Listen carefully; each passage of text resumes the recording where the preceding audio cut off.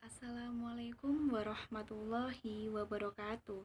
Saya Widya Ayu Nilawati dari Prodi Penyuluhan Peternakan dan Kesejahteraan Hewan 2A Politeknik Pembangunan Pertanian Malang.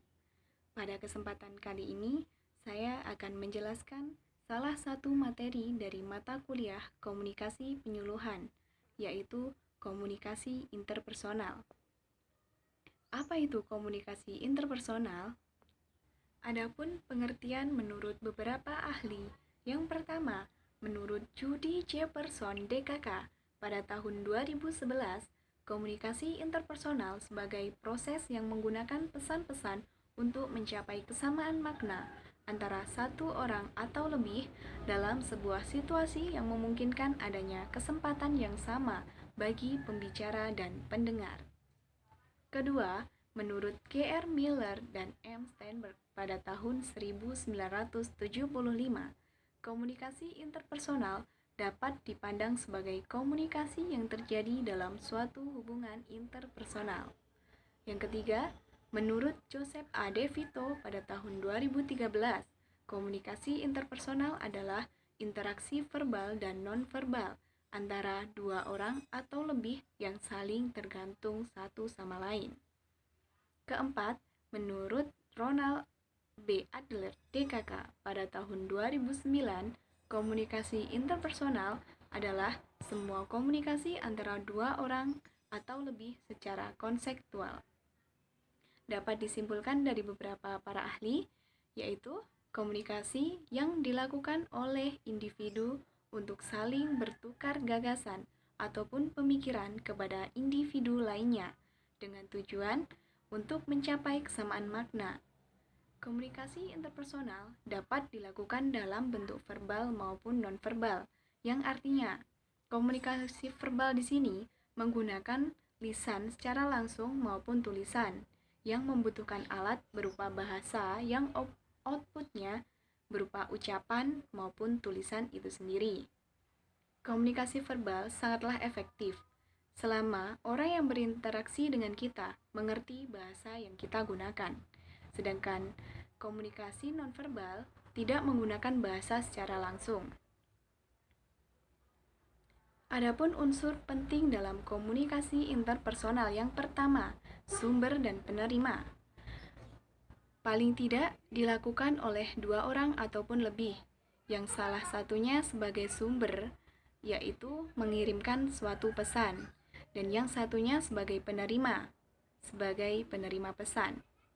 Kedua adalah pesan, yang merupakan sinyal yang dipandang sebagai stimuli atau rangsangan bagi penerima pesan dan yang menerima pesan.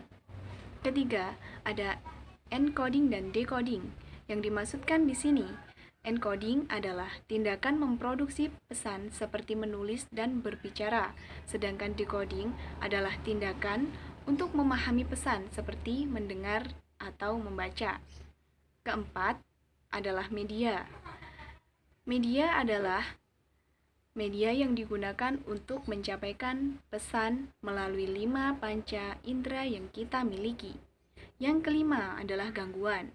Dalam komunikasi ada juga gangguan, hal yang mencegah penerima menerima sebuah pesan atau hambatan-hambatan komunikasi.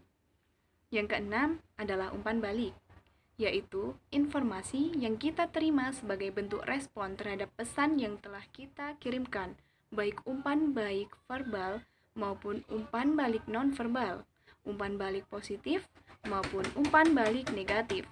Dan yang ketujuh adalah konteks.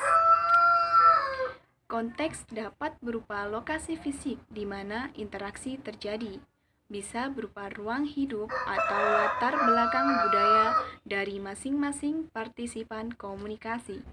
Dan yang kedelapan adalah etika. Dalam suatu komunikasi perlu adanya etika. Setiap tindakan komunikasi memiliki dimensi moral, apa yang benar dan apa yang salah. Adapun sifat komunikasi interpersonal yang pertama, Komunikasi interpersonal berada pada sebuah rangkaian kesatuan. Dan yang kedua, komunikasi interpersonal adalah komunikasi yang melibatkan dua individu atau lebih yang masing-masing saling bergantung. Tujuan dari komunikasi interpersonal yaitu dapat belajar memahami orang lain dan dunia secara lebih baik. Dengan adanya komunikasi, dapat membantu kita untuk berhubungan dengan orang lain. Dan yang ketiga, dapat mempengaruhi sikap dan perilaku orang lain. Dan yang keempat, dapat berfungsi sebagai kegiatan bermain. Berbicara dengan teman mengenai aktivitas kita pada waktu akhir pekan, berdiskusi, menceritakan cerita dan cerita lucu lainnya. Adapun faktor-faktor yang mempengaruhi hubungan interpersonal. Yang pertama, percaya.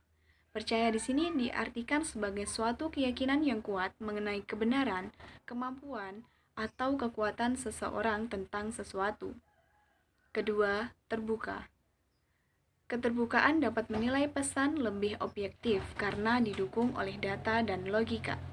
Mudah melihat perbedaan nuansa, tidak terlalu kaku dalam mempertahankan kepercayaan yang dimiliki, mencari makna pesan yang tidak sesuai dengan apa yang diyakini.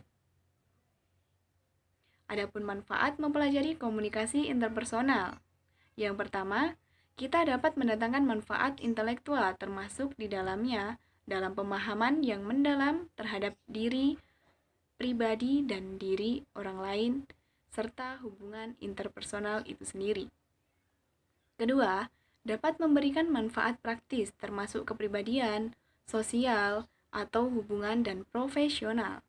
Mereka yang memiliki hubungan interpersonal yang baik akan lebih sehat secara mental dan fisik.